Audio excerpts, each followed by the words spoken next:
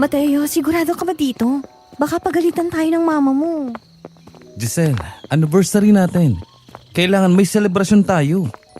Bakit kailangan lumayo pa tayo sa bayan? Baka mas lalo tayong pagalitan. Ang alam pa naman nila, pinuntahan mo ang kaibigan mo. Tapos ako naman, namista sa kabilang bayan. Basta akong bahala sa'yo, okay? Huwag ka matakot kay mama. Bilis na, halika na. Kaya mo bang umakyat? Oo, ayos lang ako. Kasi naman bakit namumundok tayo sa date natin? Matt, teka, di ba yung driver mo yon? Nakita niya tayo. Baka magsumbong siya sa mama mo, patay tayo niyan. Ako nang bahala sa kanya. Teka, dito ka na muna. Pupuntahan ko lang.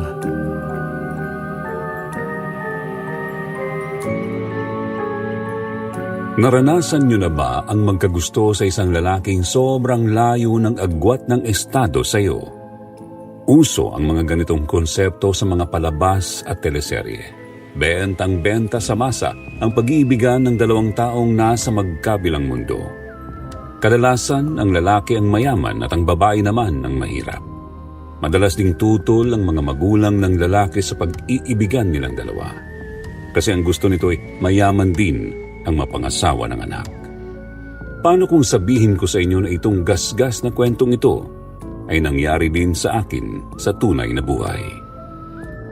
Pero bago natin simulan ang ating kwento, may tanong muna ako. Paano kung alugin ka ng 10 milyong piso para lang hiwalayan mo ang boyfriend mo? Tatanggapin mo ba ito o ipaglalaban mo ang pagmamahalan yung dalawa? I-comment mo naman ang sagot mo at babasahin ko kapag napiling i-feature ang kwento kong ito. Kung nais niyong malaman ang malateleseryeng kwento namin ng nobyo ko, pakinggan niyo ang istoryeng ito hanggang dulo. Dear Sir Jupiter, ako po si Giselle, hindi ko tunay na pangalan. Isang probinsyana na tulad ng nanay ko ay namasukan din bilang kasambahay doon mismo sa pinagtatrabahuan niya. Maagang nabuntis si nanay at single mother pa siya noon, kaya kung nasaan siya, nandoon din ako. At doon ko nakilala si Mateo. Ang kwento kong ito ay tungkol sa karanasan naming dalawa noon nang pinili namin ang pag-ibig namin sa isa't isa, imbis na makinig sa kagustuhan ng mama niya. Parang teleserye talaga ang love story namin noon. Kaso imbis na purong romance lang, nahaluan yun ng katatakutan. Nang napadpad kami sa isang isla nang magdesisyon kaming magtanan upang sa wakas ay maging malaya na sana kaming mahalin ng isa't isa. Pero hindi namin nakalaing imbis na kalayaan, isang panibagong pagsubok pala ang kakaharapin namin sa lugar na aming mapupuntahan.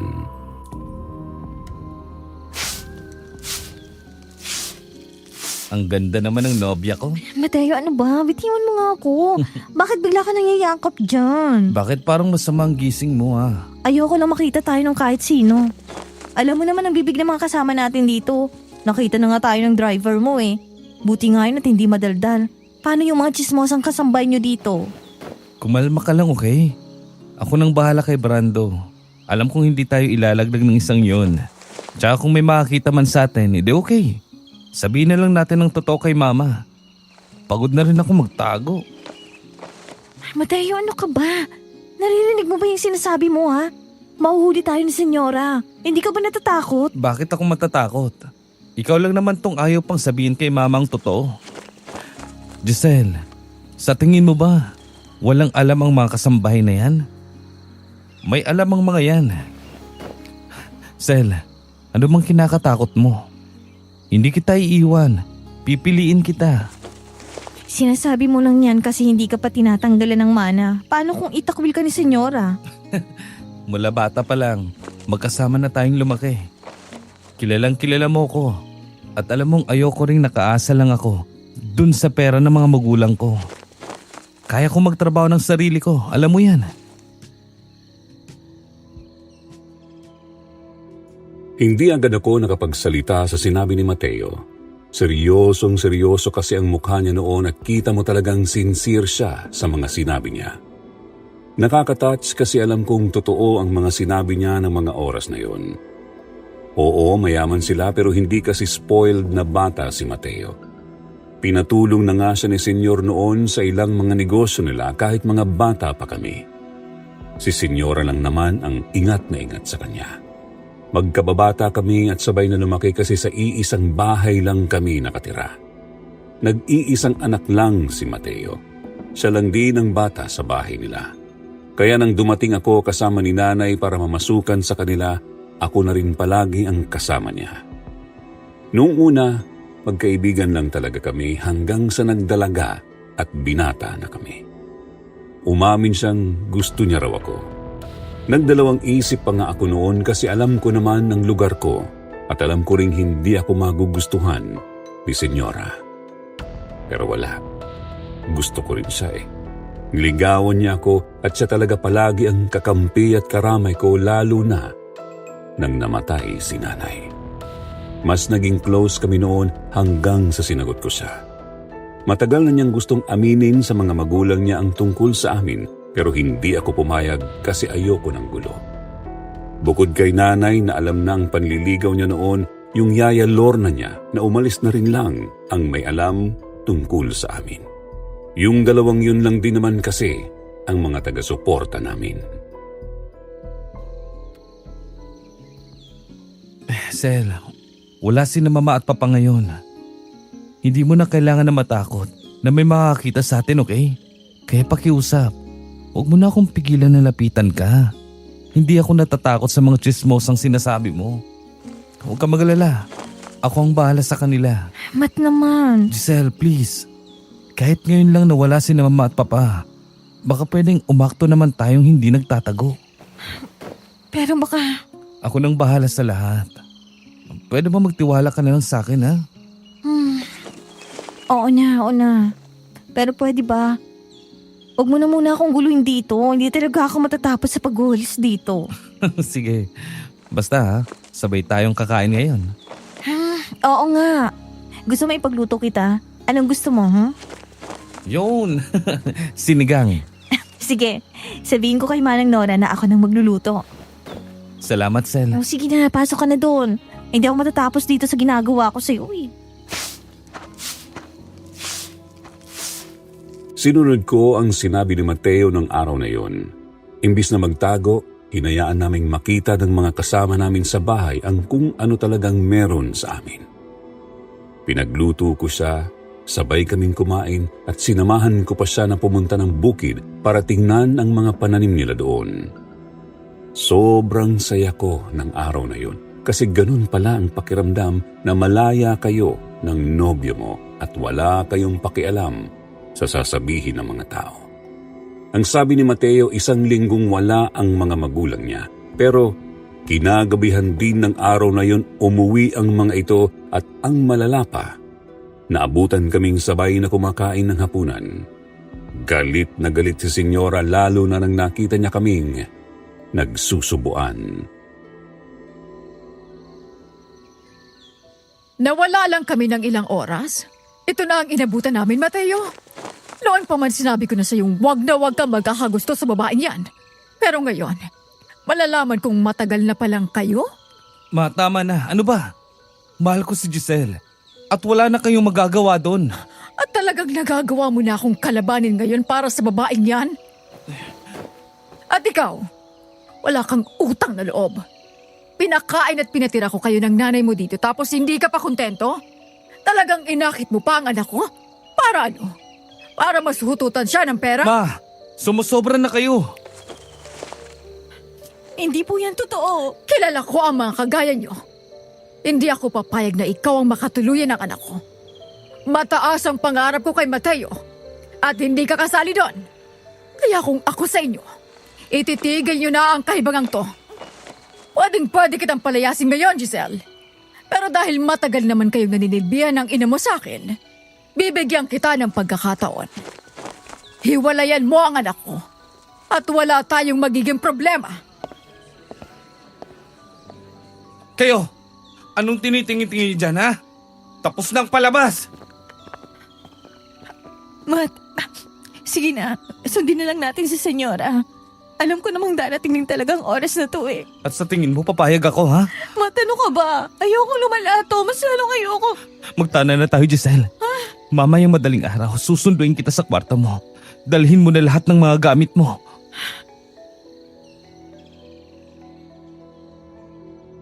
Na mga panahong yun, hindi ako makapaniwalang tototohanin ni Mateo ang sinabi niya, Sir Jupiter. Pero nang sumapit ang madaling araw, nagulat na lang ako na kumatok talaga siya sa kwarto naming mga kasambahay. Hindi ako nag-empake, kaya tinulungan niya pa akong gawin yun. Mabuti na lang at hindi rin naman nagising ang kasama ko sa kwarto. Bandang mga 2:00 ng umaga, umalis na kami ng mansyon. Sumakay kami ng bus at ang huli kong narinig sa konduktor bago ako nakatulog ay higit 6 na oras daw ang magiging biyahe namin. Naalimpungatan lang ako nang may tumapik sa aking balikat.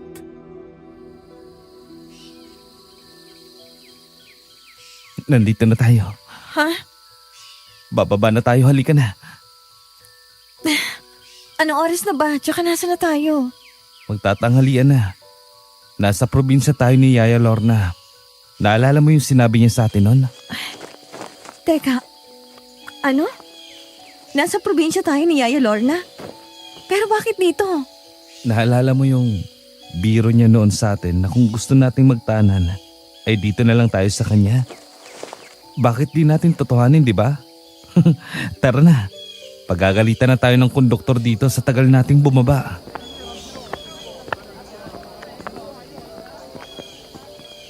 Naalala ko, sabi ni Yaya Lorna noon na nasa isla yung bahay nila. Tingin ko yung isla na yun ang tinutukoy niya. Ayun o, may mga bangka. Sigurado ka ba dito, Mateo? Baka naman wala na si Yaya Lorna dito. 5 taon na rin simula nang magpaalam siyang uuwi para alagaan ng nanay niya may sakit, di ba? Paano tayo kung wala na pala siya sa islang yan? E di magsisimula tayo ng bagong buhay sa islang yan. Tayo lang dalawa, Giselle. Walang ibang nagdidikta kung anong dapat natin gawin, ha? Tara na. Sumunod ako kay Mateo papunta sa mga bangkang nasa dalampasigan. Siya ang nakipag-usap doon sa mamang bangkero, habang ako naman ay iginala ang tingin ko sa paligid. Na mga oras na yon, may kakaibang kaba na akong naramdaman, Sir Jupiter. Pero ipinagsawalang bahala ko na lang kasi tama si Mateo. Ito na ang pagkakataon naming magsimulang muli. Ayoko man siyang sumuway sa mga magulang niya, pero nandun na kami sa sitwasyon na yun eh. Pinili ko rin namang sumama sa kanya kahit na may pagkakataon akong pigilan siya. Kung siya nga handang talikuran ng pamilya para lang mapanindigan lang ako, ganun din dapat ako.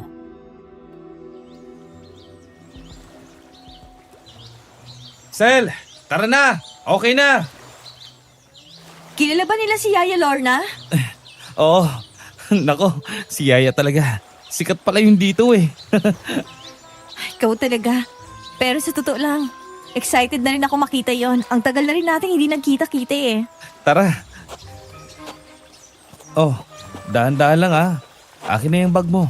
Salamat. Oh, okay ka lang ba dyan? Oo, ayos lang. Mabuti. Manong, tara na po.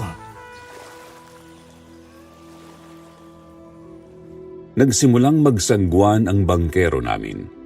Magkatapat kami ng upuan ni Mateo, tapos may isa pa kaming kasamang nasa kabilang dulo ng bangka. Medyo matagal din ang naging biyahe namin. Matindi na ang sikat ng araw nang makarating kami sa isla. Pagkababa pa lang namin, biglang mas lumakas ang kaba sa dibdib ko. Hindi ko alam, pero pakiramdam ko talaga may mga matang nakatingin sa amin ng mga oras na yon. Sobrang tahimik pa ang paligid. Akala ko nga abandonadong isla yon kung hindi lang ako nakakita ng ilang kalalakihan. Napakapit ako kay Mateo dahil nailang ako sa titig ng mga lalaking nakasalubong namin, para kasi akong hinubaran ng mga tingin nila.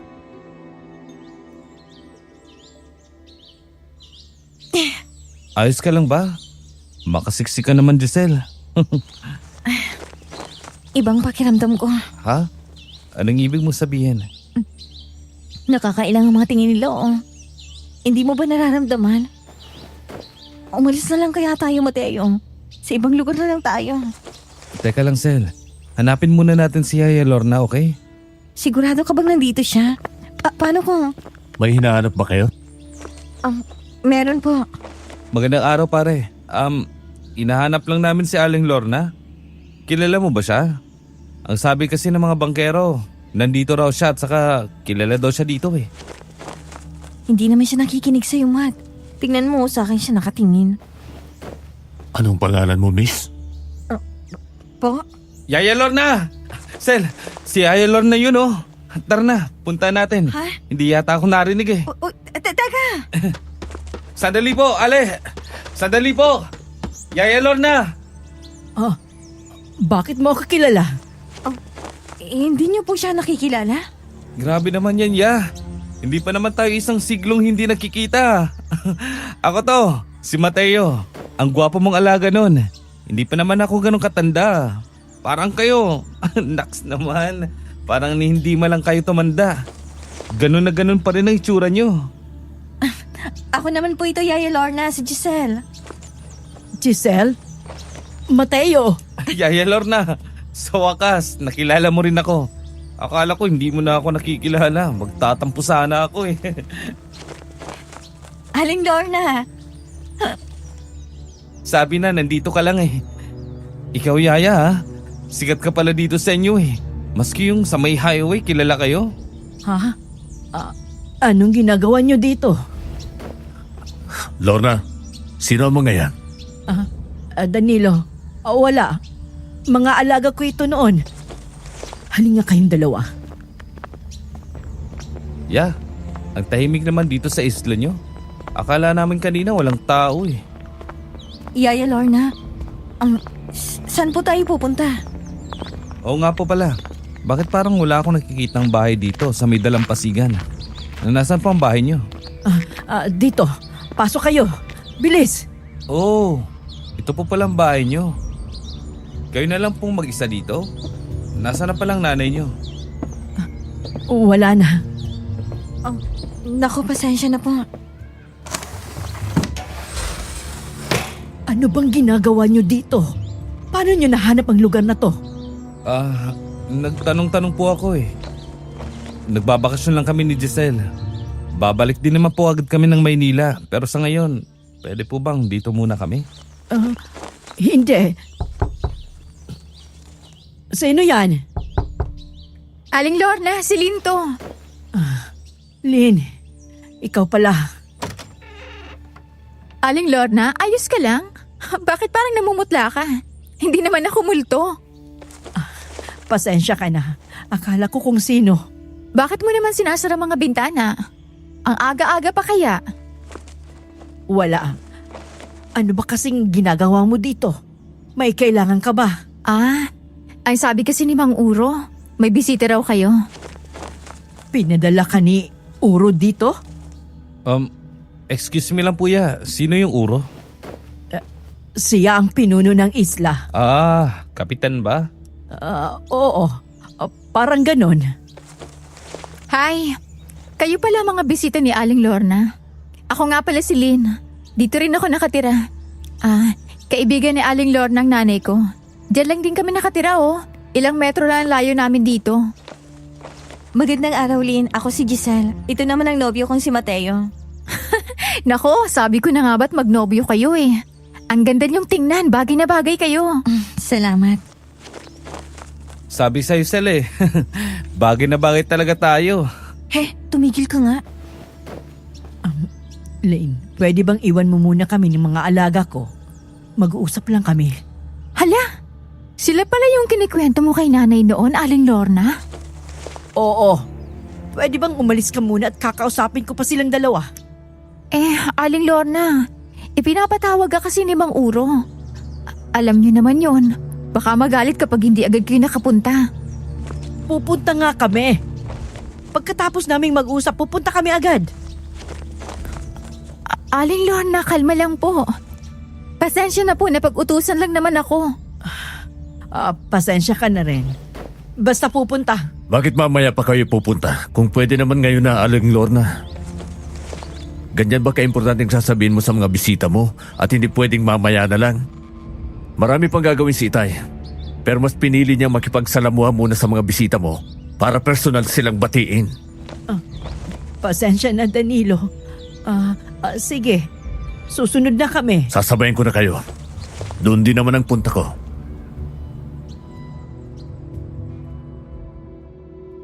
Napakapit ako kay Mateo nang tumingin sa akin ang lalaking tinawag na Danilo ni Yaya Lorna. Ngumiti pa ito sa amin. Tinanguan naman ito ni Mateo pero ako para akong nangilabot sa klase ng tingin nito. Iba talaga ang pakiramdam ko eh. Nang tignan ko si Yaya Lorna noon, parang tinakasan ng dugo ang kanyang mukha. Hindi ko alam pero halata sa kanyang balisa siya at ayaw na rin kaming sumama doon kay Danilo. Gusto ko nga sanang magmatigas ng panahong yon pero wala na rin akong nagawa nang sumunod na siya kay Danilo. Nakakapit lang ako sa braso ni Mateo habang naglalakad kami palabas ng bahay. Habang naglalakad kami, ramdam ko naman ang tingin ni Danilo sa akin, kaya mas lalo akong hindi lumingon sa kanya at pinanatili lang ang tingin ko sa buhanging nilalakaran namin. Ilang saglit pa nakarating kami sa isang malaking bahay na medyo malayo na sa dalampasigan. Yun ang pinakamalaki sa lahat ng mga kabahayang nadaanan namin. Pumasok kami doon. Nagpaiwan naman sa labas si Lynn.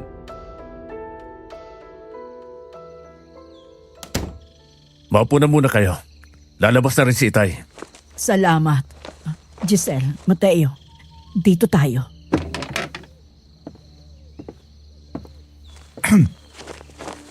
Ito na bang mga bisita natin?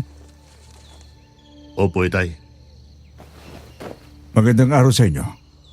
Lorna, Magandang araw po, Kauro. ipakilala mo naman ako sa mga bisita mo. Opo. Ito po si Mateo at ang kanyang nobyang si Giselle. Dating alaga ko po si Mateo sa pinapasukan ko noon. Kaibigan at kapwa kasambahay ko naman ang ina ni Giselle. Magandang araw po. Magandang araw din, iyo. Ang ganda nitong nobya mo. Huwag na huwag mo itong pakakawalan, ha? Siyempre po.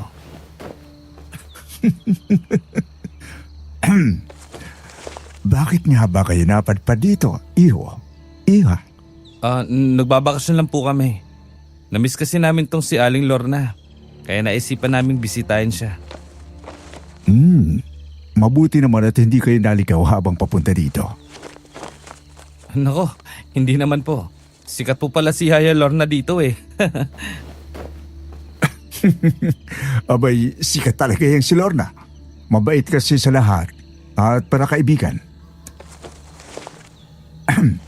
Oo siya. Maligayang pagdating sa aming isla. O nga pala, nakalimutan kong magpakilala. Ako si Uro. Ako ang kapitan ng isla. Ako naman po si Mateo. At ito po si Giselle, ang nobya ko. Magandang araw po. Salamat po sa pagtanggap sa amin. Wala ka naman, Iya. Masaya nga kami at may mga bisita kami.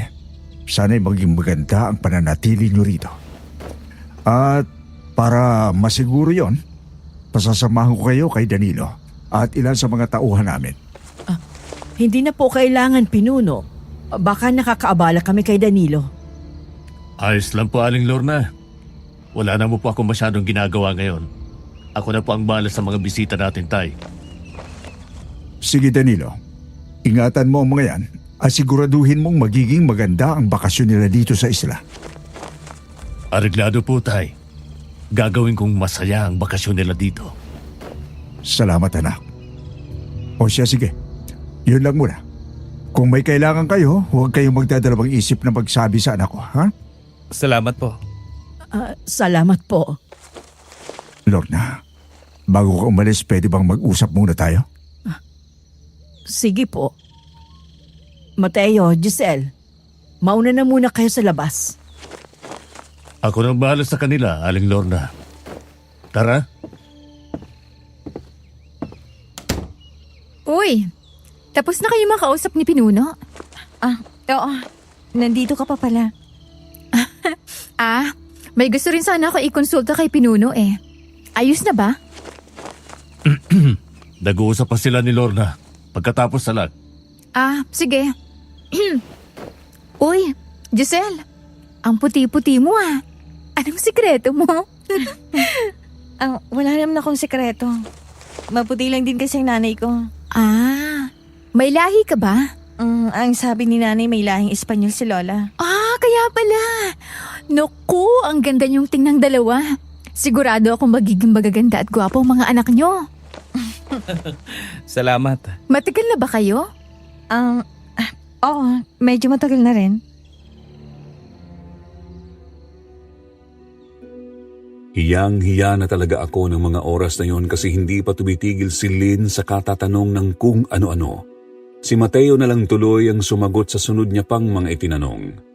Ako naman ay panay ang tingin sa paligid. Ilang pa rin ako, lalo na sa mga titig nung Danilong yon. Gusto mo na sanang hilain si Mateo paalis doon pero ayoko namang maging bastos. Nakahinga lang ako nang maluwag nang lumabas na si Yaya Lorna at inaya kaming umuwi sa bahay niya. Pero habang pinagmamasdan ko si Yaya Lorna, napansin kong parang mas tumamlay siya. Hindi ko may paliwanag ang nararamdaman ko ng mga oras na yon, basta ang alam ko gusto ko nang umalis noon. Bumalik na kami sa bahay ni Yaya Lorna pagkatapos. Humiwalay na rin sa amin si Lynn pero si Danilo at ang mga kasama niya ay talagang bumuntot pa sa amin hanggang sa bahay ni Yaya Lorna.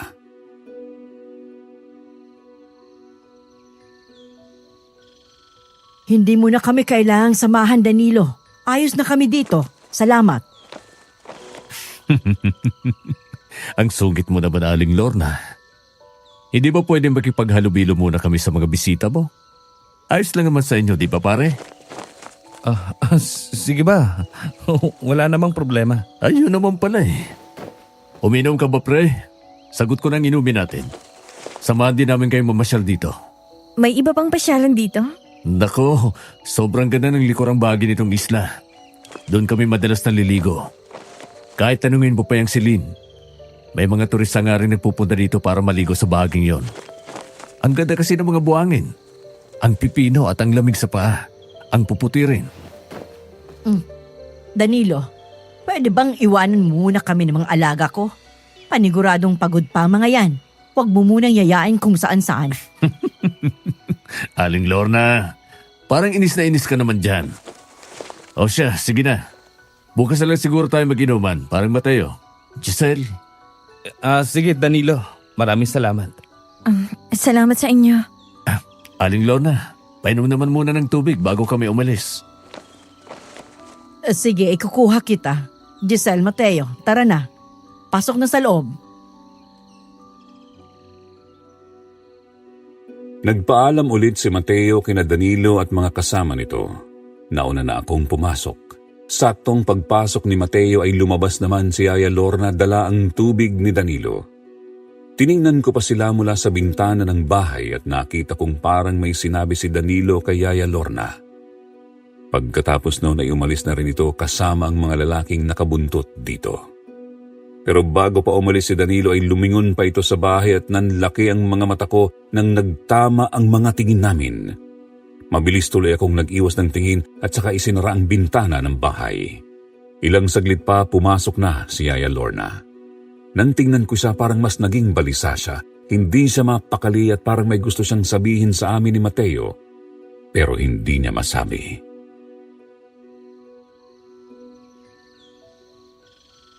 Yeah? Ayos lang ba kayo? Parang kanina ko pa po napapansin na balisa kayo. Parang di po yata kayo masaya na nandito kami. Oo nga po ya. Di mo ba kami na-miss ha? Magtapat nga kayong dalawa sa akin. Ano ba talagang ginagawa nyo dito? Bakasyon nga po. Bakasyon? Talagang sa akin ka pa maglilihim ha, Mateo? Alam naman nating hindi papayag ang ina mong magbakasyon ka dito sa isang islang nasa liblib na lugar. May intindihan ko pa kung sa ibang bansa ka nagbakasyon. Walang kuryente dito. Mas lalong walang malambot na kama gaya ng nakasanayan mo. Ya, grabe ka naman. Alam mo namang si Mama lang ang maarte. Ako, kaya ko namang tumira sa probinsya. Kaya ko rin humiga sa papag at kaya ko mabuhay kahit walang kuryente. Bakit mo kasama si Giselle? Hindi ako naniniwalang pumayag ang mama mo kasama mo siyang magbakasyon. Sinabi niyo ba kay senyora ang tungkol sa inyo? Pumayag na ba siya? Ang totoo po niya na Alam na ni Mamaya. Nahuli niya kami. At pumayag siya? hindi po. Nagtanan po kami. Ay, por Diyos por santo. Ano? Bakit kayo nagtanan? Dahil ayoko nang dinidiktahan na lang ni Mama ang lahat. Wala ba akong utak para magdesisyon ng ako lang? Gusto niya kami paghiwalayin ni Giselle. Ayoko nun niya. Alam mo namang seryoso ako kay Giselle. Mahal namin ang isa't isa. Kaya kayo tumakas at nagtanan, ha? O ano nang plano nyo ngayon? Plano ko talagang magbakasyon lang muna dito. Siguradong hanapin kami ni Mama at ng mga tauhan niya. At tingin mo hindi ka nila mahahanap, Mateo? Hindi yung pupunta dito at isa pa. Hindi naman niya alam kung nasaan ang lugar na to, di ba? Kaya nga dito ko piniling pumunta eh. Magpapahupa lang kami ng galit ni Mama. Pag medyo kumalma ng lahat, aalis din kami. At kailan yon? Grabe naman niya. Nakakatampo ka naman. Parang gusto mo na kaagad kaming umalis eh. Seryoso ako. Kailan nga kayo aalis?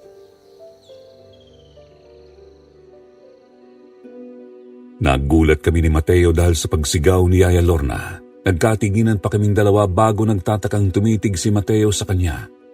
Nag-iwas naman ang tingin si Yaya Lorna. Kitang-kita ko na mga oras na yon ang mabilis niyang paghinga na parabang nagpipigil lang talaga siya ng galit at parabang may hindi talaga siya sinasabi. Mas kinutuban tuloy ako noon kaya kinalabit ko si Mateo at pinandilatan ng mga mata. Maya-maya pa ay tumikhim din si Yaya Lorna at saka kinalma ang sarili niya.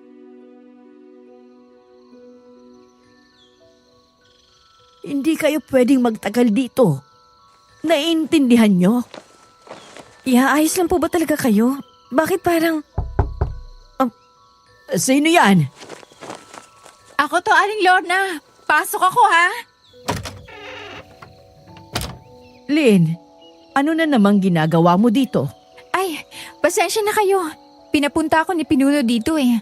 Ang sabi niya ay doon na lang daw sa bakanting kubo manatili sina Mateo at Giselle. Yung malapit sa bahay nila. Pinapahanda na yun ni Pinuno ngayon eh. Teka, sandali. Ayos lang naman kami dito kay Yaya Lorna. Hindi niya na kailangan mag-abala, nakakahiya. Ano ka ba? Wala to. Yun din naman ang tinutulungan ng mga foreigner na turistang napapadpad dito. Naisip lang kasi ni Pinuno na isang kwarto lang ang nandito sa bahay ni Aling Lorna. Kasi siya na lang namang mag-isa. Para lang daw maging komportable kayo. Pasensya ka na, Lynn. Pero dito na lang kami. Makinig na kayo. Doon na lang muna kayo sa kubong yon. Sasabihin ko rin naman dapat yun sa inyo. Sinabi na rin yun ni Pinuno sa akin kanina. Tama namang masikip itong bahay ko. Ha? Pero gusto ka po namin kasama. Malapit lang yun dito. Huwag kayong mag-alala at pupuntahan ko naman kayo doon araw-araw. Oh, ayun naman pala eh. Tara na, hatid ko na kayo. Diskumpiyado ako sa mga sinabi ni Lynn at ayoko sana talagang sumama kami ni Mateo. Pero si Yaya Lorna na rin mismo ang nagpasama sa amin kaya wala na kaming nagawa. Pagdating namin sa kubong sinasabi ni Lynn ay ang daming nakaabang sa amin. Ang sabi nila ay sila daw ang tutulong sa amin habang nagbabakasyon kami. Gulat na gulat ako ng mga panahong yon kasi may mga katulong kami sa kubo. Weird lang kasi halos lahat sila lalaki. Doon ko lang din napansin na halos lahat ng mga tao sa isla ay mga lalaki. Medyo kakaiba rin kasi noong umaga iilan lang ang mga nakita naming gising. Pero nang sumapit ang gabi, ang dami kong naririnig sa labas. Nang silipin ko ang bintana ng kwarto namin ni Mateo, nakita kong ang daming tao sa labas at parang may pista dahil ang iingay nila. Kinabukasan, nagising kami ni Mateo na may nakahanda ng mga pagkain sa mesa. Pinagsilbihan pa kami ng mga boy na nandoon sa kubo. Tapos noon ay tinupad ni Danilo ang sinabi niya na dadalhin kami sa may dalampasigan para makaligo. Para talaga kaming prinsipe at prinsesa doon. Halos wala nga kaming ginagawa doon kundi ang magliwaliw at kumain. Alagang-alaga talaga kami. Mababait naman ang mga tao pero hindi pa rin talaga maalis sa akin ang kaba at pagkailang, lalo na dahil iba talaga ang tingin ni Danilo sa akin. Isang bagay na napansin ko pa noon ay ang tila ba paglayo ni Yaya Lorna sa amin. Dinalaw niya lang kasi kami noong unang umaga namin sa kubo pero pagkatapos noon, hindi na namin siya nakita dahil ang palagi na naming kasama ay si Danilo at ang mga alipores nito. Pati nga si Lynn, hindi na namin nakita. Oh, Sel, bakit hindi ka lumalabas? Ayoko makipaghalubilo dyan sa mga kainuman mo, no?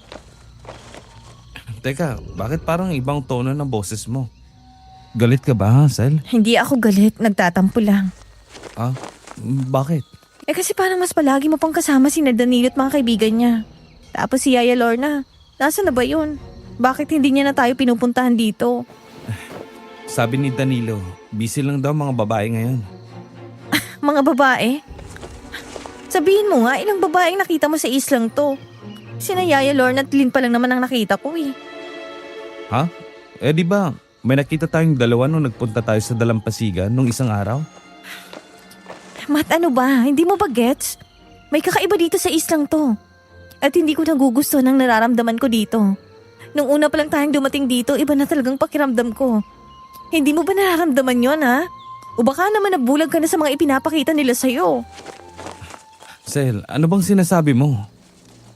Okay, alam ko na ang ibig mong sabihin. Tingin mo hindi ko nakikita mga tingin ng mga lalaki sa'yo? Lalo na ni Danilo.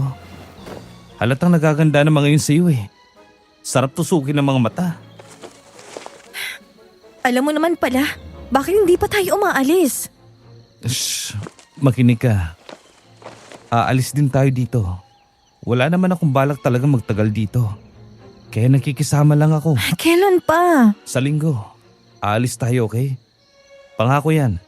Siguro naman hindi na tayo mahanap ni Mama kahit na lumabas na tayo ng syudad. Pagkatapos ano na, Mateo? Ano nang gagawin natin? Sel, tingin mo ba talaga? Aalis ako nang walang plano?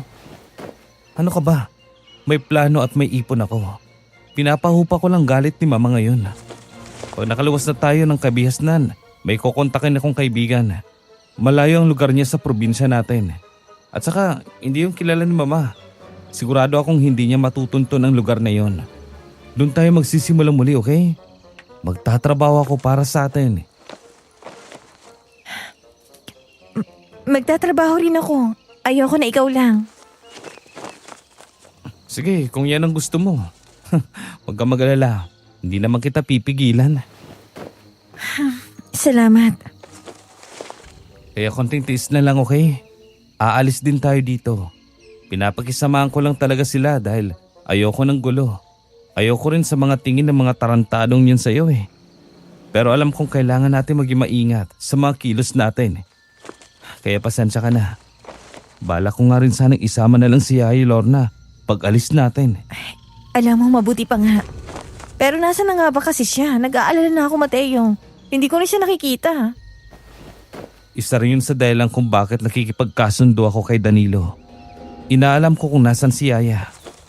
Ang totoo, nahahalata ko na rin talagang parang pinipigilan nila siyang makalapit sa atin. Kailangan nating...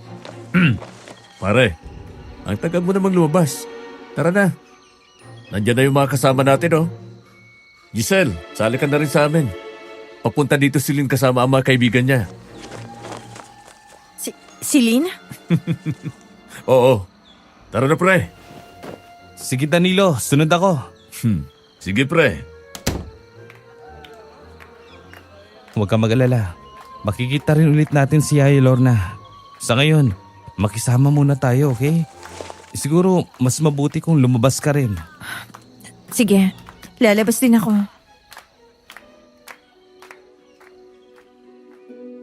Iniwanan ako ni Mateo doon at nauna na nga siyang lumabas. Nag-ayos na lang muna ako ng sarili bago sumunod na rin sa kanya. Nagkakasiyahan na naman sila sa labas. Sa totoo lang, yun lang halos ang ginagawa namin sa mga nakalipas na araw. Talagang bakasyon siya at sobrang alaga kami ng mga tao. Nang lumabas ako, agad akong sinalubong ni Lynn. Nangunot pa ang noo ko sa kanya kasi parang mas gumanda siya. Tapos mas bumata. Giselle! Naku, ngayon lang ulit kita nakita.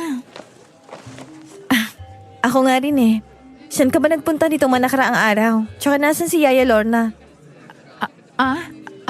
Pasensya ka na. Medyo marami lang kasi kami ginagawa sa bahay ni na Pinuno. Nandun lang din ba si Yaya? Ano kasi? Mga babae dyan, kain kayo. Nako, masarap tong niluto ni Lynn, di ba Lynn? Oo, Giselle. Tara, kain na tayo. Eto, Giselle, kain ka na. Salamat. Lynn, talagang ganito ba rito sa inyo? Parang araw-araw may kasiyahan. Tapos parang buhay na buhay ang mga tao sa gabi, no? Medyo tahimik naman kapag umaga. Oo. Ganun talaga lalo na kapag may mga bisita. Ganun din naman kami lagi rito. Lalo na kapag may mga turistang napapadpad dito. Ganun pala. Oo. May problema ba, Giselle? Ayaw mo pa ng ganito? Akala ko ba nagbabakasyon kayo? Ginagawa namin lahat para maging masayang bakasyon nyo. Naku, pasensya ka na, Lynn.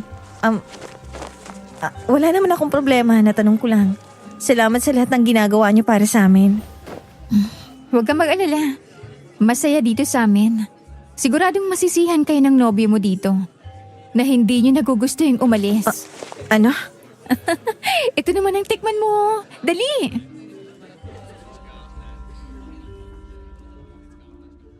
Hindi na ako nakasagot kay Lynn lalo na nang isubo niya sa akin ang pagkain. Habang abala sila sa pag-uusap at pagkakantahan, tahimik na nagmamasid naman ako hanggang sa parang nakita ko sa hindi kalayuan si Yaya Lorna na nakatingin lang sa amin.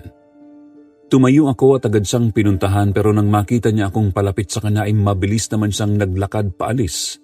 Kaya hinabol ko na.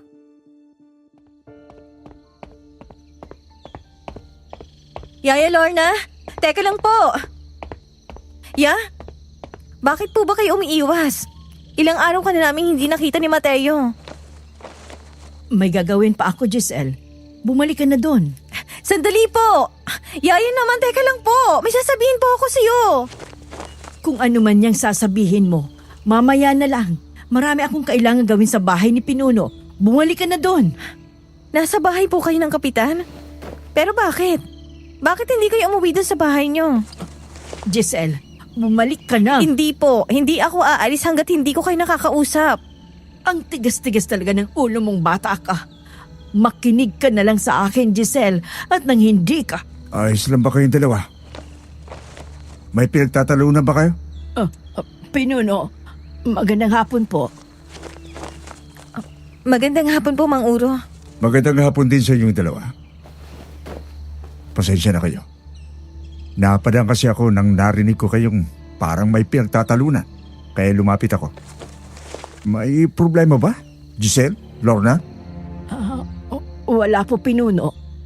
Ang kulit lang kasi nitong si Giselle. Bibisitahin ko rin kayo ni Mateo. Pasensya na at marami lang kaming ginagawa sa bahay ni Pinuno. Naku, Giselle. Oo, pasensya ka na. Alam mo kasi malapit ang pista dito sa amin. Kaya naman lahat kami ay nagtutulungan sa pagpaplano kung anong gagawin. Pista po. Oo. Mas masaya dito sa amin pag pista.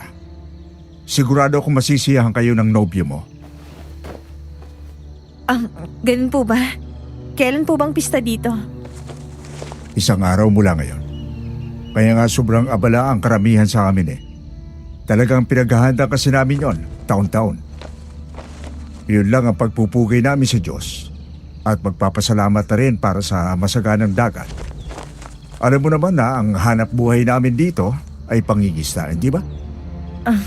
Ang ganda po siguro ng selebrasyon nyo. Kaso hindi ko po alam kung makakaabot pa kami ni Mateo ng pista. Pero salamat po sa pag-imbita at pag-aasikaso sa amin dito. Parang pista lang naman din po palagi dito sa isla nyo eh. Abay, bakit naman hindi kayo makakaabot ni Mateo? Ang sabi niya kay Danilo ay magtatagal daw kayo ng bakasyon dito. Depende pa po talaga eh. Pinuno, sa tingin ko kailangan na nating umalis at kanina pa yata tayo hinihintay ng konseho. Sige na, Giselle. Bumalik ka na doon kay Mateo. Nakakalungkot naman kung hindi pala kayo aabot ng pista. Sigurado naman akong aabot sila, Pinuno. Malamang kakausapin din ni Danilo si Mateo para imbitahan. Papayag yun.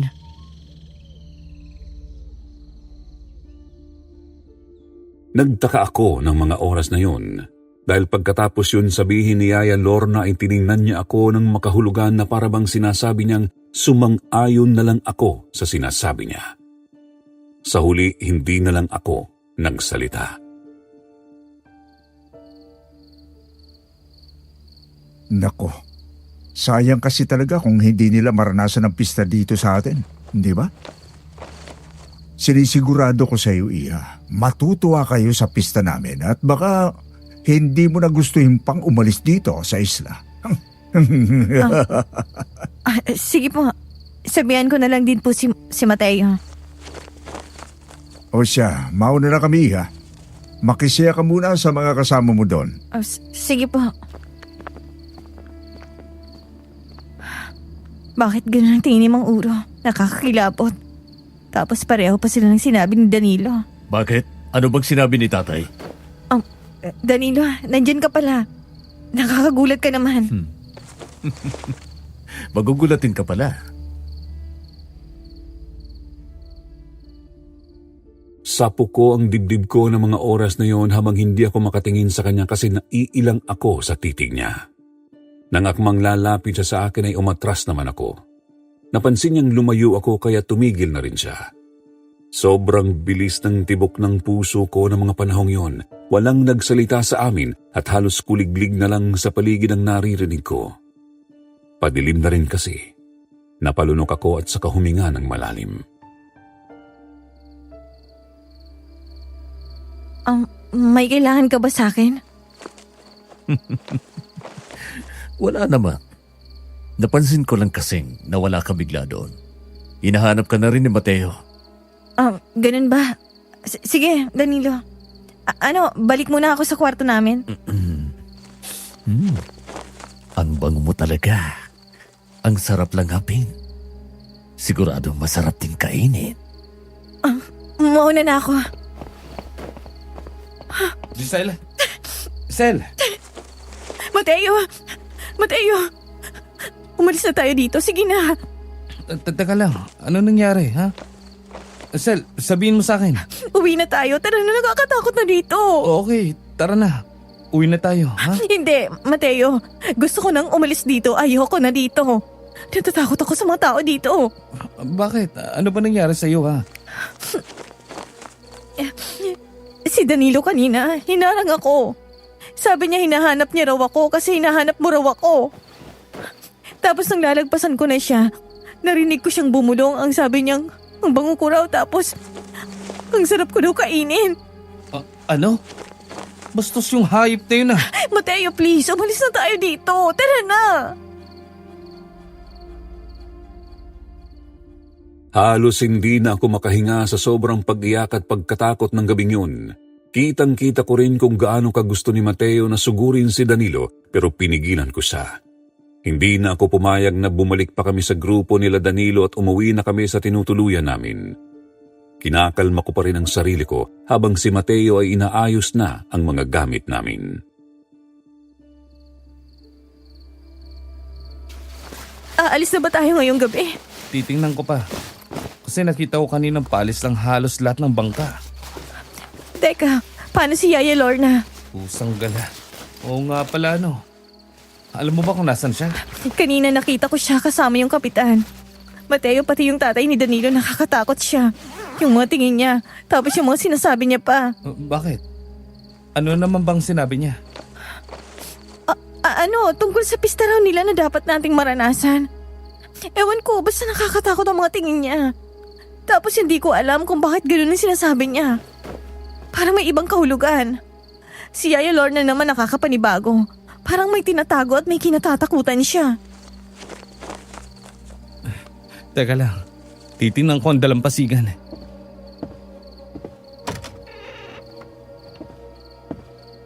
Ano? May bangka ba? Wala. Mukhang bukas na tayo ng umaga makakaalis. Si Yaya Lorna. Bukas na rin na madaling araw natin hanapin. Sa ngayon, ihanda na lang natin ang mga gamit. Ayoko magtaka sina Danilo.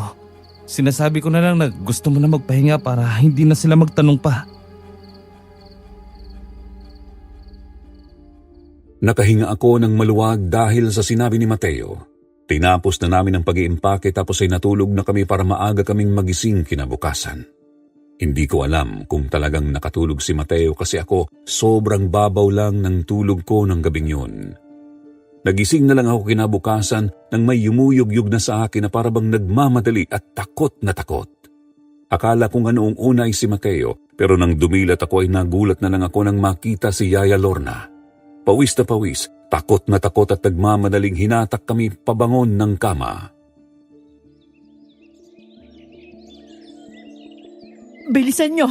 Kailangan nating makaalis habang nasa bahay pa sila ni Pinuno. Dali! Yaya Lorna, bakit ngayon lang kayo nagpakita sa amin? Huwag masyadong malakas ang boses. Bilis! Kunin nyo ang mga bag nyo. Ya, saan po ba tayo pupunta? Mamaya ko na ipapaliwanag ha. Basta dalian na natin. Pero huwag tayong masyadong gagawa ng ingay. Mauhuli tayo. Sel, ikaw na sa bag na to. Akin na yan. Ayos na kami ya. Teka kayo, bakit wala kayong dalang bag? Huwag mo na akong alalahanin. Sumunod na kayo sa akin. Huwag na huwag kayong gagawa ng kahit anong ingay ha. Hindi ba tayo magdadala ng gasera? Medyo maliwanag na rin naman sa labas. Teka, anong oras na nga ba? Huwag kayong maingay. Basta sumunod kayo sa akin. Yuko. Yuko. Wala na sila. Tara na. Siguradong matutulog na ang mga yon. Hindi nila tayo dapat abutan. Malapit na tayo. Bilisan nyo pa. Dali. Sakay na. Teka ho, kayo po muna. Ayos lang ako. Bilisan mo at sumakay ka na.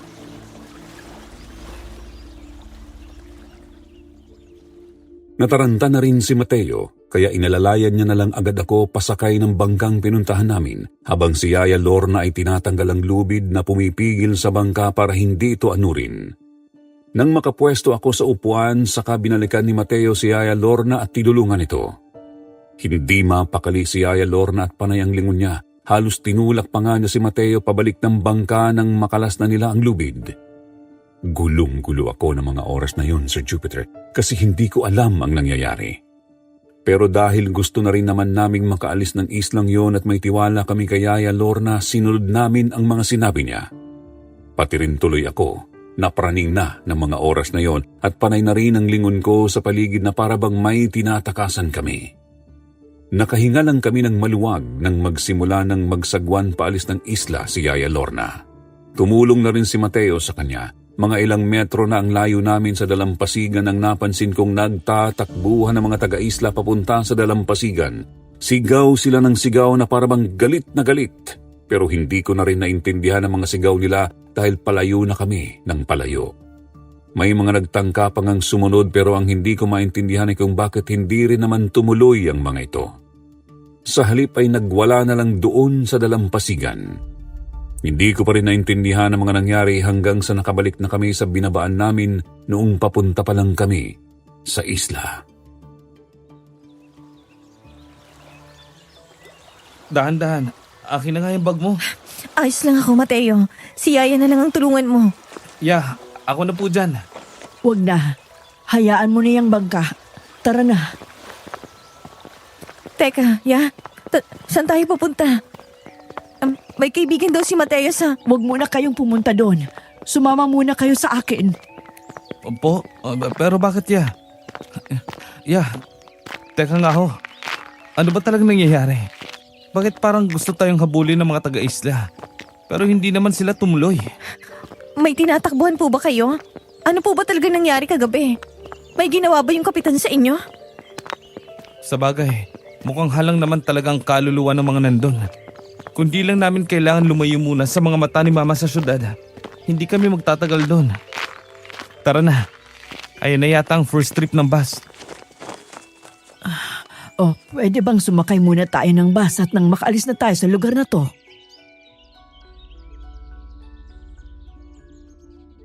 Hinila na kami ni Mateo papunta sa kapaparada pa lang na bus.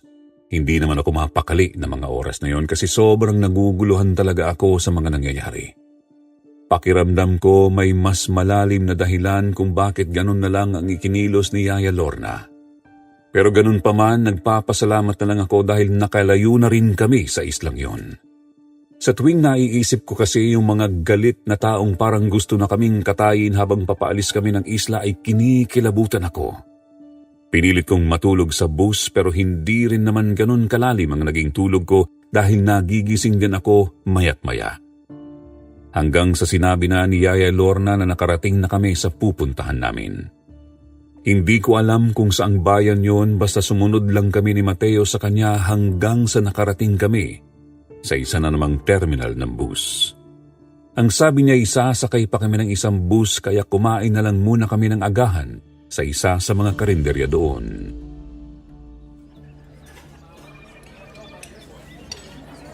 Kumain kayo ng marami ha. Dapat may lakas kayo. Yeah, pwede bang diretsuhin mo na kami?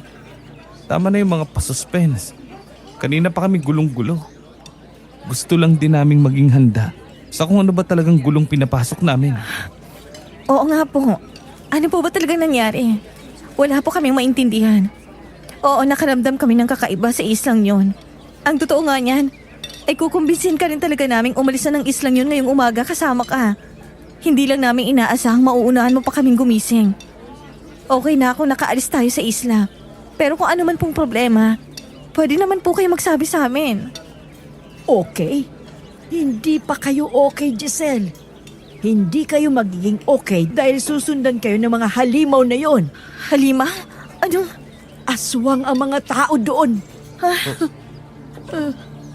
Aswang silang lahat. Ano? Yaya naman, ano bang sinasabi niyo? Maniwala na lang kayo sa akin. Aswang sila. At hindi ako nagbibiro. Kung ganun, paano nangyaring nandun ka sa islang yon, Yaya Lorna? Hindi ko maintindihan. Isa ba kayo sa kanila? Hindi. Hindi nila ako kalahi. Napadpad lang ako doon dahil kay nanay. Sandali. Akala ko ba wala nang nanay niyo? Patawad. Hindi ko sinabi ang totoo. Wala rin kasi akong alam na paraan kung paano ko sasabihin. At ayaw ko na rin kayong madamay. Hindi ko rin naman inakalang pupuntahan niyo ako. Diyos ko, Yaya, ano nangyari sa nanay niyo? Nung umuwi ako sa amin, nalaman kong isang nanay ko sa mga dinukot ng mga halimaw na yon. Kasama ang ibang mga taga-baryo namin. Sinugod namin sila doon sa isla.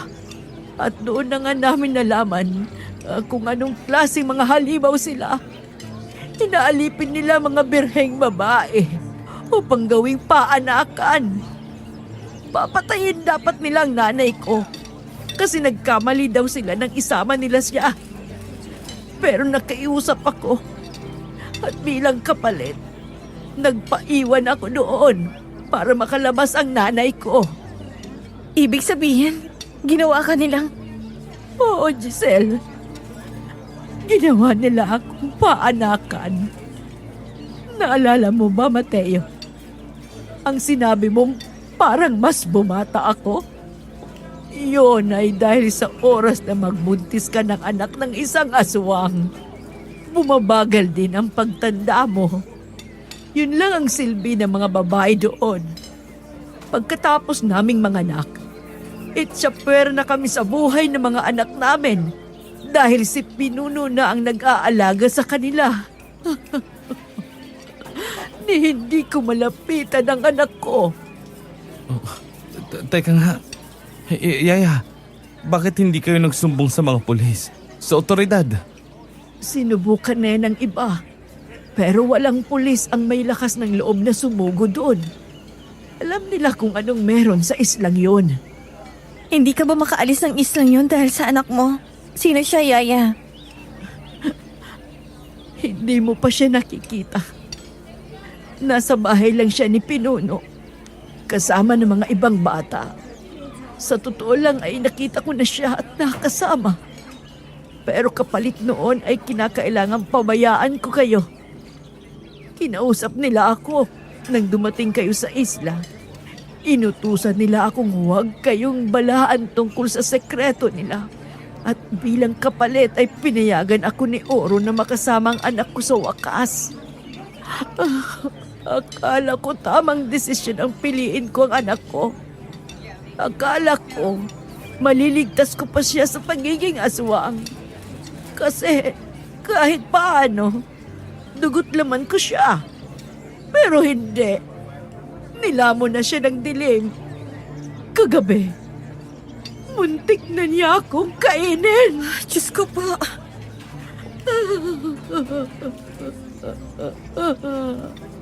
Kaya, mas pinili ko kayo.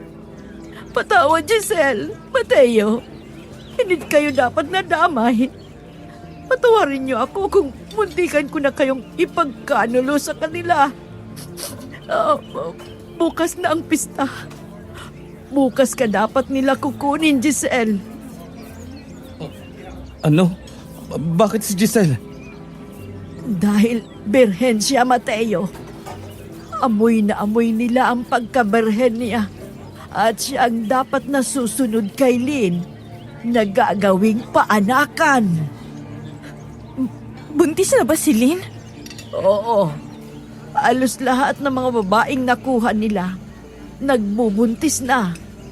Nang dumating kayo sa isla, ikaw na agad ang target ni Danilo, Giselle.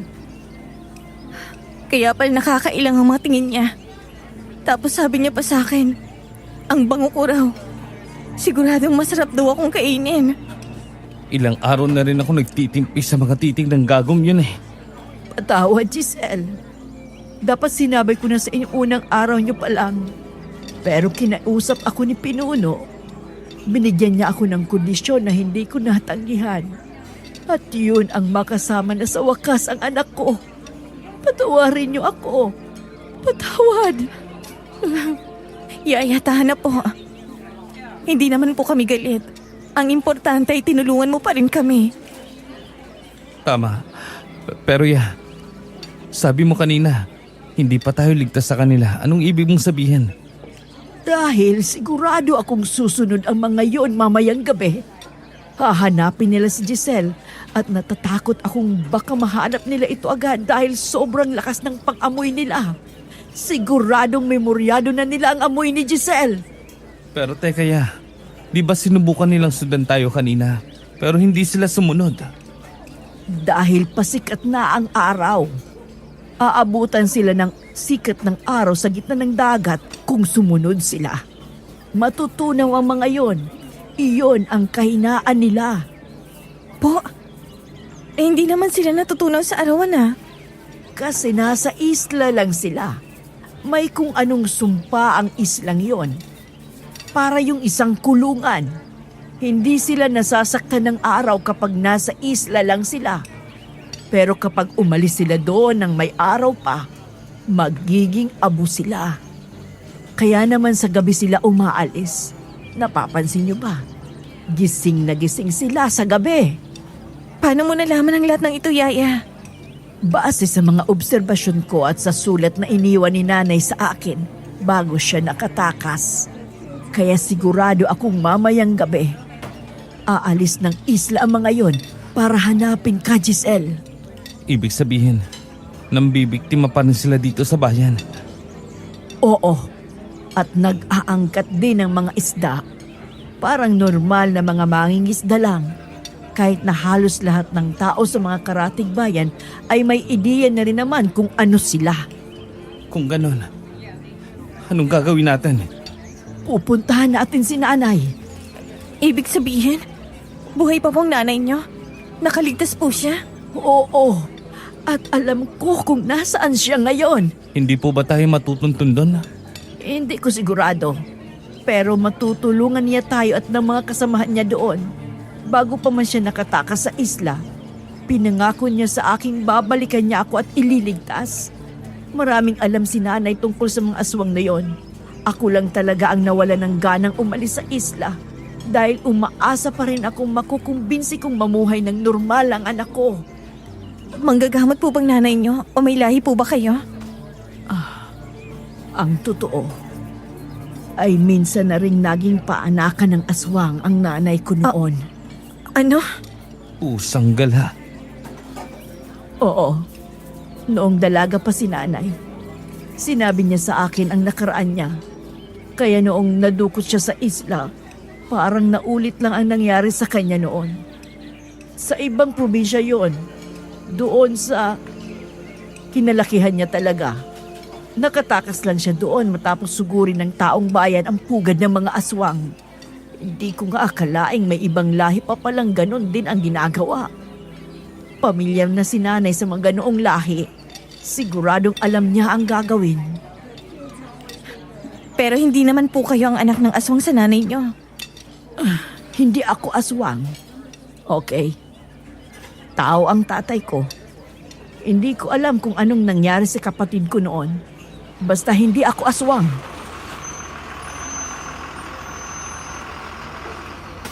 Nandiyan na ang susunod na bus. Tara na. Kailangang nasa bahay na tayo ni nanay bago pa man sumapit ang hapon. Parang sasabog ang utak ko sa mga impormasyong nalaman ko ng araw na yun, Sir Jupiter. Hindi ko na nga rin malaman kung ano ang mararamdaman ko kasi halo-halo na talaga ang emosyon ko ng mga panahong yun. Nang makarating kami sa bahay ng nanay ni Yaya Lorna, sinalubong kami ng isang matandang babae at lalaki. May mga iba rin silang kasama doon. Nanikip ang dibdib ko lalo na nang magyakapan sina Yaya Lorna at ang ina niyang si Aling Gloria. Ipinakilala niya kami sa mga kasamahan niya at sa albularyong si Mang Juan. Ito ang nagsisilbing leader nila.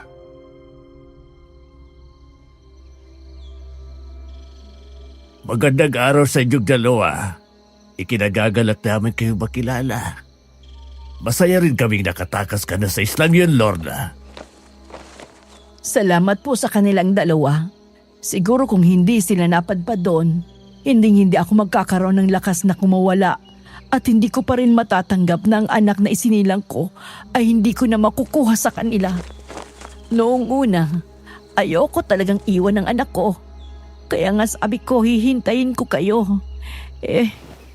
Pero kagabi, nang hindi siya nagdalawang isip na atakihin ako kahit na alam niyang ako ang ina niya, napagtanto kong hindi ko na talaga siya maliligtas pa sa mga aswang.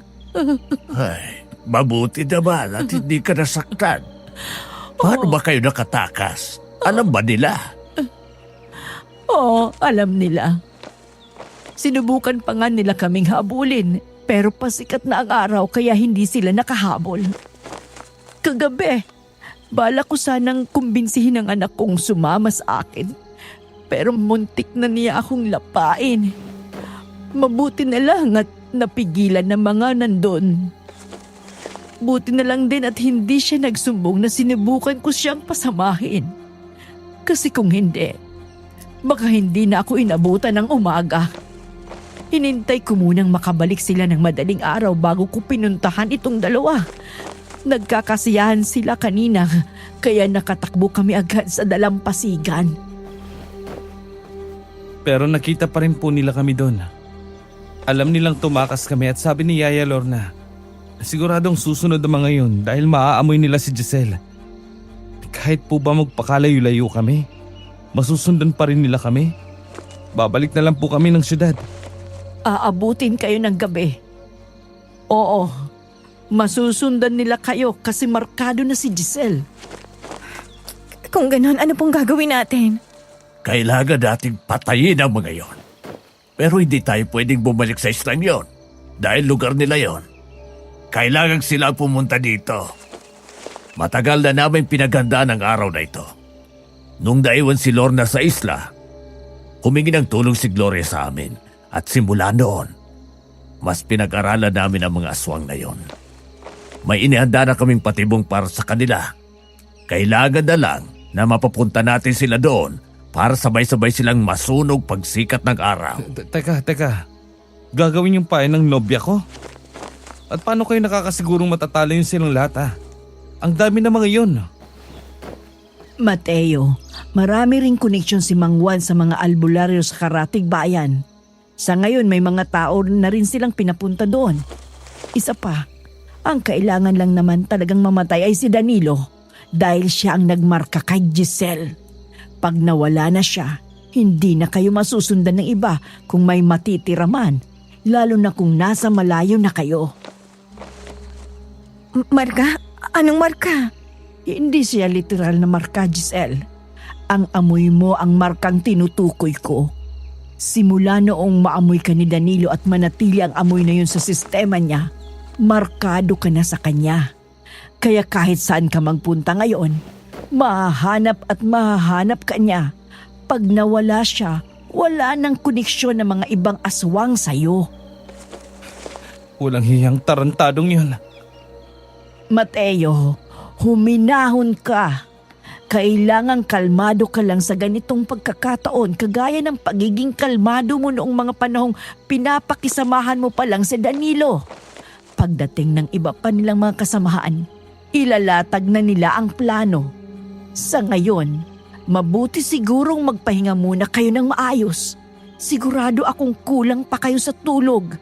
Salamat po, Ya. Walang anuman. Hindi ko kayo pababayaan. Mga anak ko na rin kayo. Diyos ko naman kasi kayong dalawa. Kung hindi kayo nagtanan, hindi tayo mapupunta sa ganitong sitwasyon. At bakit ba kasi sa lahat ng lugar na pupuntahan nyo ay sa akin pa? Hindi ko alam kung paano nyo nalaman ang tungkol sa islang yon. Po, ikaw naman po nagsabi sa amin tungkol dun Kaya nagsabi na dun ang probinsya nyo tapos magbabangka pa. Kasi nga isla yung kinalakihan nyo. Diyos kong bata ka. Iba yung tinutukoy ko noon. Panorte yon. Bakit kayo sumakay ng baas patimog, ha? Ha? Ibang lugar po yun? Nagtanong ako sa konduktor ng bus. Sabi niya tama naman daw yung bus na sinakyan namin. Diyos ko, Mateo. Yung sinabi ko sa yung kinalakihan kong probinsya, matagal na kaming wala doon. Etong probinsyang ito ay huli ko nang nabanggit sa iyo. Mukhang napaghalo mo pa yata. Pasensya na po kayo. Pasensya ka na, Sel. Kasalanan ko to.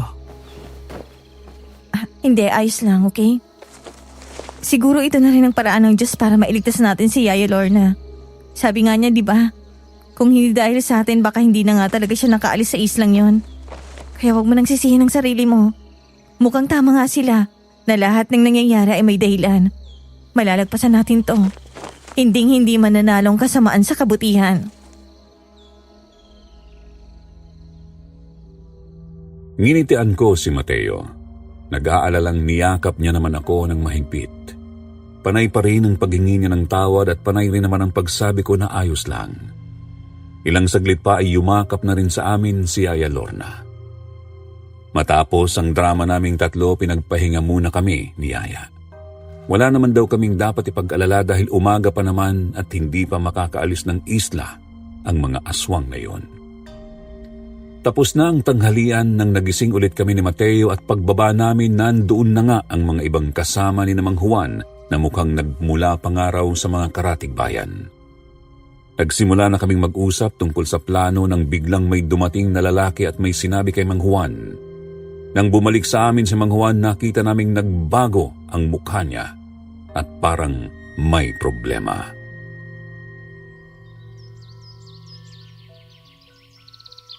Mang Juan, anong meron? Isang hindi magandang balita. Ayon sa balita, may eclipse mamayang gabi. Ibig sabihin, mas tatagal ang kadiliman. Mas maraming oras ang mga aswang dito at mas lalong dapat tayong maging handa dahil matagal-tagal na laban ito. Pag nakulong na sila sa sinasabi niyong gubat na merong orasyon, anong gagawin natin? Di ba ang kasunod ay dapat hintayin natin mag-umaga para tuluyan na silang masunog? Oo, tama ka. Maliligaw sila sa buong gubat na yon at hindi makakalabas.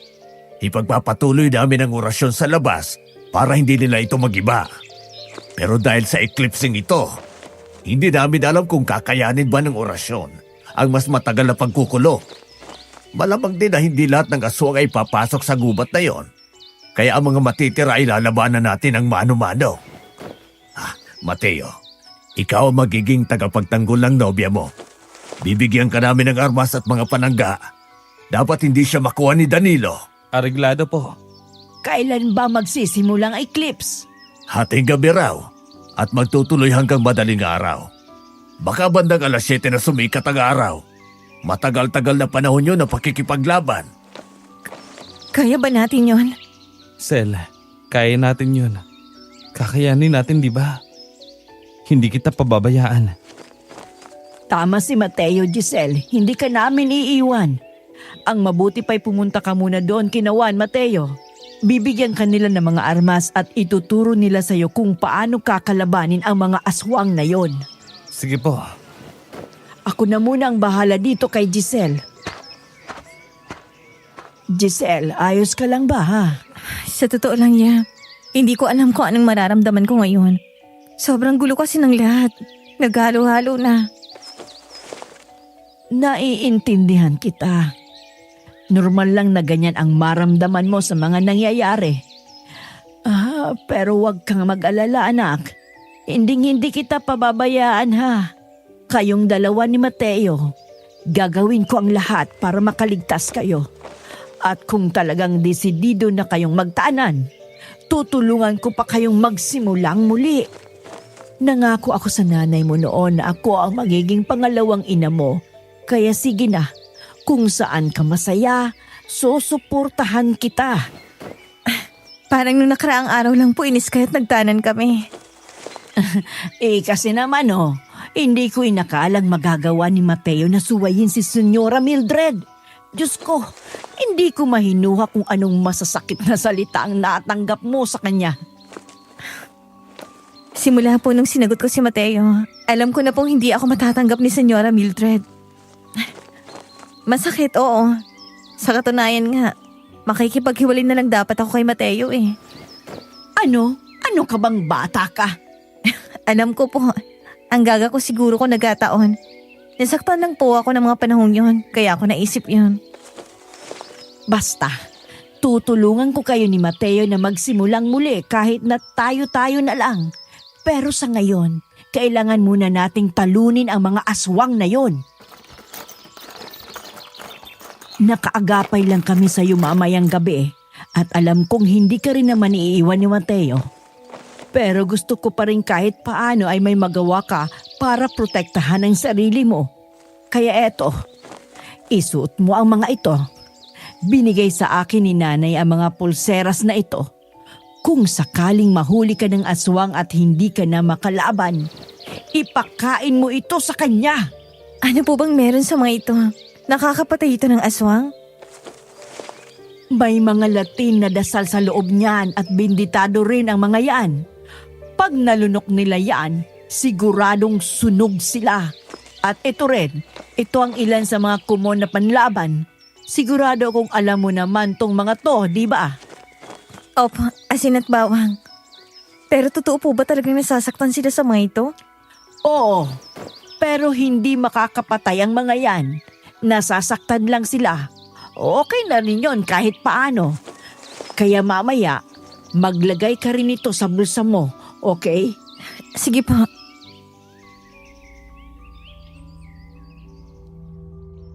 Nagpatuloy sa pagbilin si Yaya Lorna kung anong pwede kong gawin kapag nakaharap ko ang isang aswang. Habang busy kami sa mga binibigay at tinuturo niya, busy rin si Mateo kasama si Mang Juan.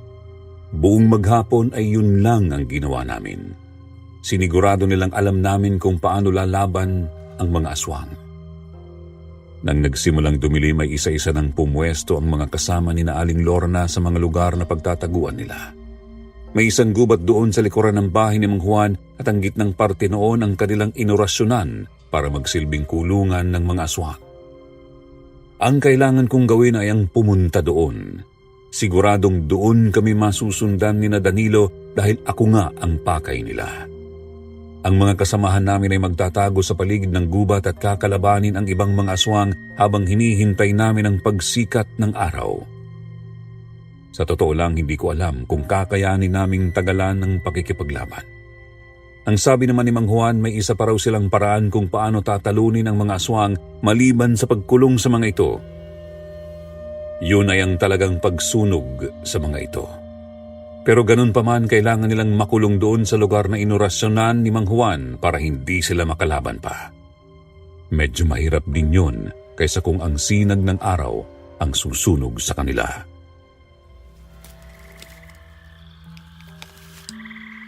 Giselle, dala mo ba ang mga sinabi ko sa'yo? Opo, sa bulsa ko.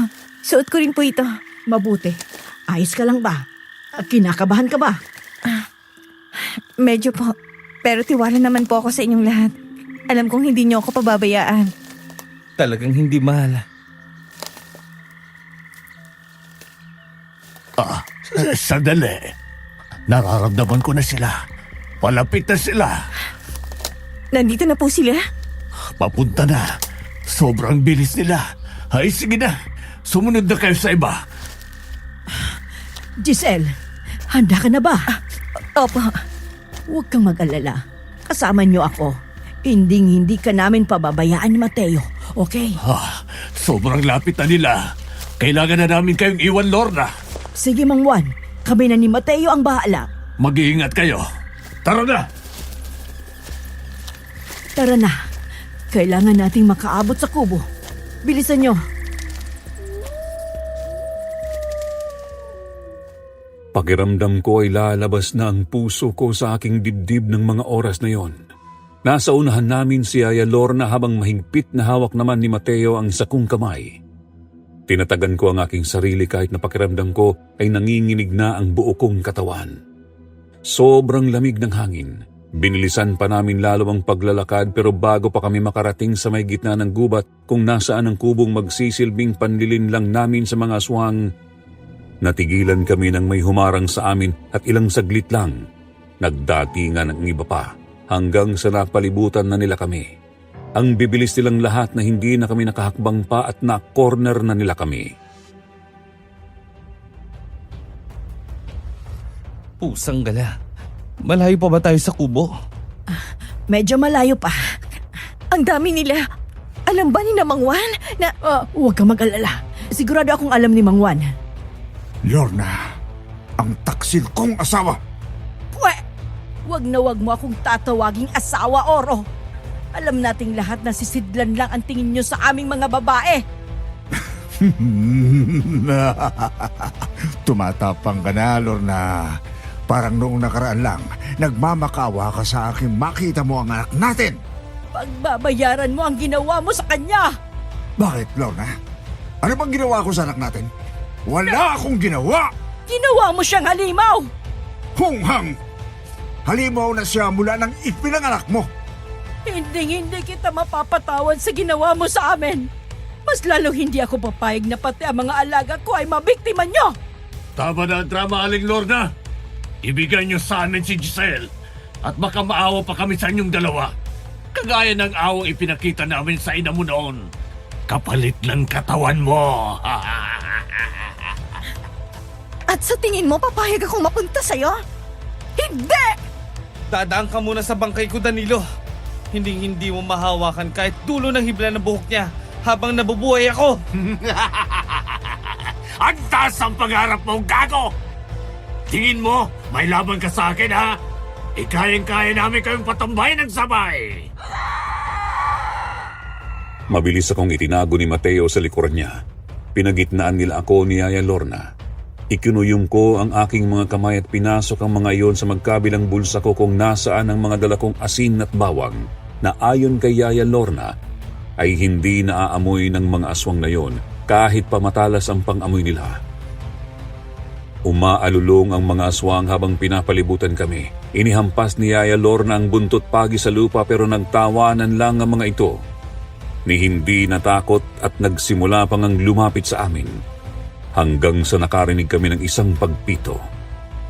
Natigilan ang mga aswang lalo na ng sunod-sunod na lumipad ang mga pana sa mga kasamahan nila Nagkagulo ang lahat at naghiyawan. Mabilis akong hinila ni Mateo at tumakbo kami doon. Rinig na rinig ko ang hiyawan ng mga aswang at nang lumingon ako ay ganun na lang ang panlalaki ng mata ko nang makitang nagpalit sila ng anyo. Lumabas ang kanilang mga pangil, kumulubot ang mga mukha at pulang-pula ang mga mata. Bilisel, kailangan na natin makabot sa kubo. Si Yaya Lorna. Susunod yun. Nandun na naman ang mga kasama ni Mang Juan. Giselle, hindi ka na makakatakas sa akin! Mateo, nakasunod si Danilo. Sige na, mauna ka na. Ano? Natatandaan mo ang direksyon, di ba? Mauna ka na. Harapin ko lang tarantadong to. Dali! Mag-iingat ka! Ayokong iwan si Mateo pero alam ko ring mas mapapahama kaming dalawa kung magmamatigas ako. Kailangan naming maituloy ang plano dahil kung hindi mamamatay kaming lahat. Nasabi na rin naman ni Mang Juan ang mga posibilidad at alam ni Mateo ang gagawin niya. Napadasal na lang ako habang tumatakbo palayo. Hingal na ako habang tumatakbo. Nakahinga lang ako ng maluwag nang makita ko na sa wakas ang kubo. Mabilis akong pumasok doon tapos ay pinalibutan ng mga sulok noon gaya ng utos ni Mang Juan. Dapat ay maghintay na ako doon sa loob pero natigilan ako nang may narinig akong ingay sa labas. Ang tapang-tapang mo pa kanina, ha? Ano kaya yun? Giselle! Giselle! Huwag kang lalabas, El! Umalis ka na! Mateo! Ang bango! Amoy na kita dito. Lumabas ka na dyan, Giselle. Ayaw mo bang makita kung paano ko tatapusin ang buhay ng pinakamamahal mo? Oh, Diyos ko! Si Mateo! Hindi! Huwag kang lalabas! Wag! Mateo! Huwag kang lalapit! Bibigyan kita ng pagkakataong magdesisyon, Giselle. Baka kasi sabihin mo, sobrang sama ko. Pakakawalan ko itong nobyo mo. Basta sasama ka sa akin ng matiwasay. Pakiusap! Huwag mo siyang patayin! Halos hindi ko na makita ng maayos ang kalagayan ni Mateo dahil sa mga luhang tuloy-tuloy ang pagbagsak. Hawak siya ni Danilo sa leeg, puno ng dugo ang kanyang katawan at wala na sa kanya ang armas niyang kawayan kanina. Namilipit siya sa higpit ng hawak ni Danilo sa kanya at idagdag pang tumutulo ang dugo mula sa mga sugat niya sa katawan. Ikinuyom ko ang aking mga kamay at marahas na tiningnan si Danilo. Nakangisi siya sa akin kaya kitang-kita ko ang dilaw at bulok niyang mga ngipin. May umaagos pang dugo mula sa kanyang bibig habang ang mga matutulis niyang kuko ay halos bumaon na sa balat ni Mateo. Sobrang nagpanik na ako ng mga oras na yon dahil wala akong narinig na kahit anong mga kaluskos mula sa mga kasama namin. Hindi ko na alam ang gagawin ng mga oras na yon. Naisip ko noon na pumayag na lang sa gusto ni Danilo. Napapikit ako at saka napabuga ng hininga. Bitiwan mo siya! At sasama ako sa'yo! Hindi! Giselle! Ganyan. Yan ang gusto ko. Madaling kausap. Matalino. Mga kasama! May bago na kayong reyna!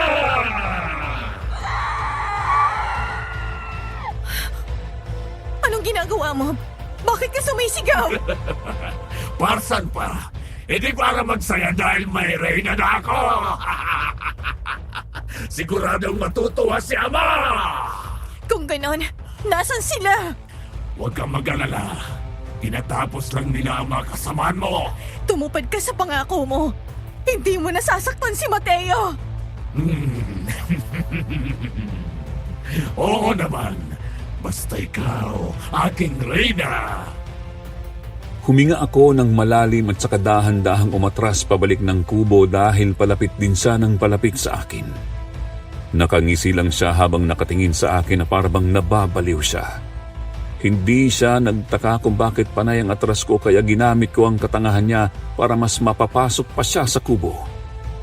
Ilang saglit lang at narinig ko na ang ilang mga kaluskos na paparating. Nang tumingin ako sa may bintana, nakita ko ang ilan naming kasama sa may lilim ng mga puno. Tinuloy ko ang pag-atras hanggang sa nasa gitna na ng kubo si Danilo. Sa loob ng bilog na ginawa ko kanina. Huminto ako at saka dahan-dahang lumapit sa kanya. Mas ngumisi siya lalo at akmang hahawakan ang pisngi ko nang isaboy ko sa mukha niya ang asin na kimkim ko. Sumigaw siya sa sakit kaya kinuha ko ang pagkakataong yun para isaksak sa bibig niyang pulseras na suot ko. Narinig ko ang sigaw ni Yaya Lorna sa labas dahilan para tumakbo ako. Sumugod ang mga aswang sa kubo pero nahablot agad ako ni Mang Juan at napalabas sa bilog na ipinalibot din nila sa buong lugar na yon. Nasa gilid na kaming lahat habang ang karamihan sa mga aswang ay nagtakbuhan para tulungan si Danilo sa loob. Ilang saglit pa ay nakita kong sinabuyan ng iba naming mga kasama ng gas ang kinaroroonan ng mga aswang. Akmang lalabas na sana sila pero hindi sila makalagpas sa bilog na marka. Oras na, Mang Juan. Anong ginawa niyo? Bakit hindi kami makalis dito? Ano sa tingin mo, Oro? Diyan na kayo mabubulok!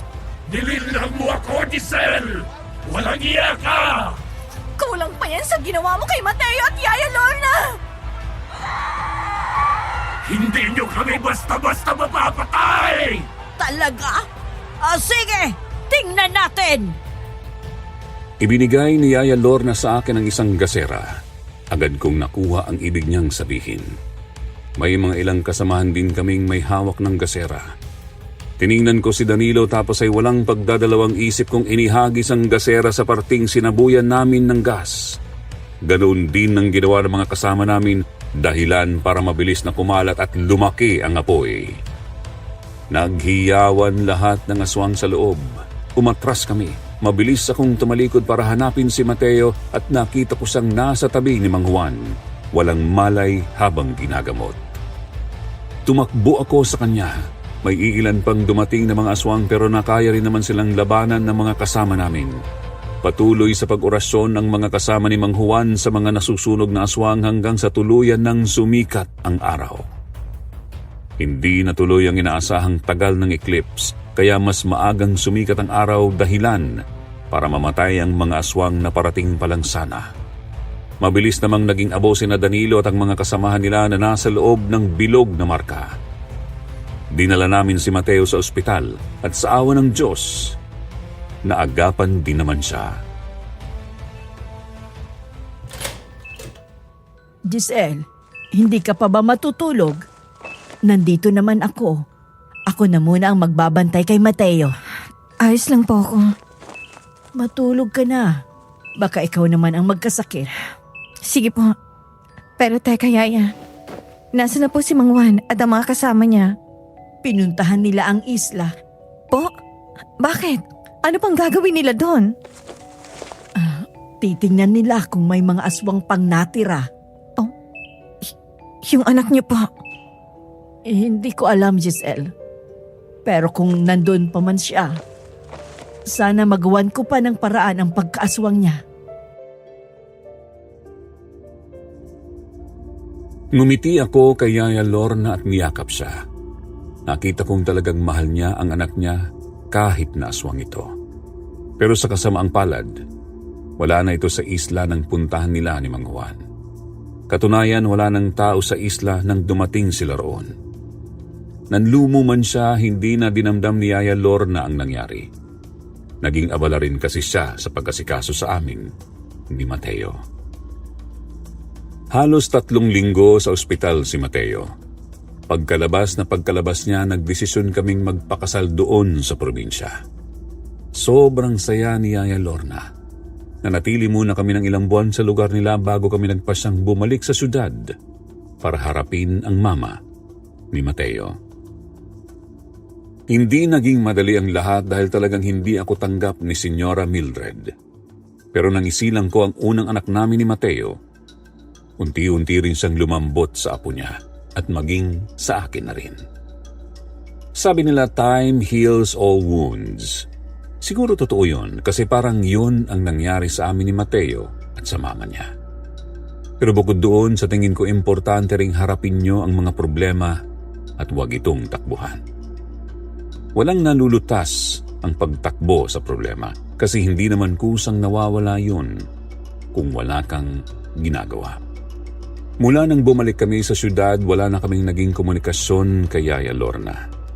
Ang huli niyang sabi sa amin baka lumipat na rin sila. Hindi na lang kami nag-usisa kung saan. Deserve din nilang magpakalayo-layo at magpahinga dahil hindi rin biro ang mga pinagdaanan nila. Sa ngayon, masaya na kami ni Mateo kasama ang panganay naming si Mark. Si Mateo na rin ang namamahala sa mga negosyo nila habang ako ay housewife at inaalagaan ang anak namin at ang mga biyenan ko. Nakakagulat nga kasi kung gaano kagalit si Senyora Mildred sa akin noon, ganoon naman siya kaklingi sa akin ngayon. Napakasaya ng puso ko at wala na rin akong mahihiling pa. Hindi ko makakalimutan ang nangyari sa amin sa islang yun, Sir Jupiter.